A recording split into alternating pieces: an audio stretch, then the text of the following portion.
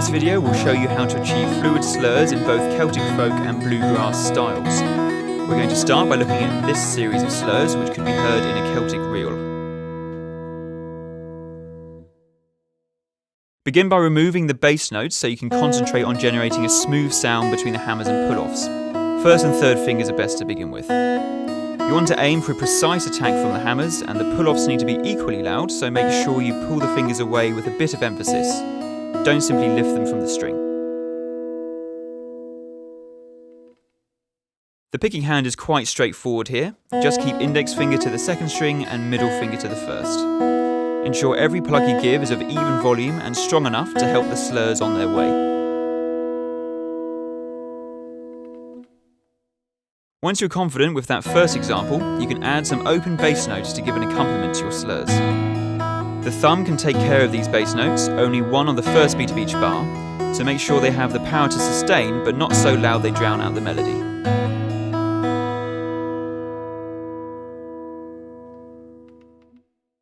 Once you have built a bit of confidence and a good strong rhythm adding open string bass notes, you can work towards adding fretted accompaniment to your slurs.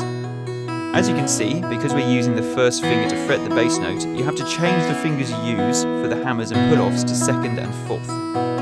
This may take a bit of time to get as smooth as you had it with the open string bass notes, but persevere with slowly increasing tempo and you'll get it.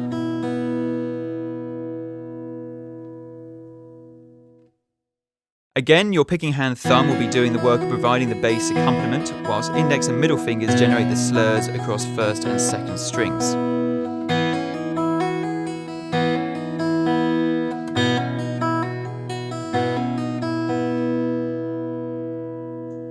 Here is the full example played up to speed.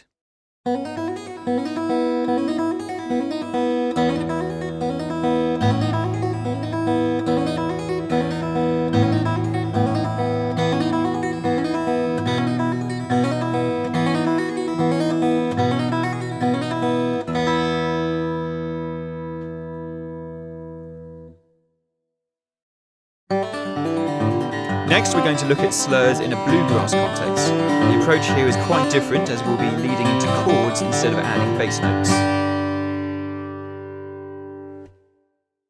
This first example is leading to a G chord. You need to keep your second finger down after it is hammered onto the second fret, as it will be pulling off once you've played the second string. This pattern of hammer followed by a normally played note on the string above before pulling off again is a key feature in this example. Use your thumb and index finger in a repetitive pattern across the strings for this, before the thumb lands on the bass note of the chord. You can then use your index or middle finger for the strum. Once you have become confident in the example leading to a G chord, you can look at the next example which leads into a C chord. It's essentially the same principle, except everything has been shifted up the strings. Remember to aim for a rock-steady rhythm and even volume across all the hammers and pull-offs. As with the G chord example, your thumb and index finger will be working together again across the strings before the final bass note is sounded and index finger takes the strum. Once you're happy with both these examples, you can stitch them together and try and get a smooth transition from one to the other. Here they are played together at full speed.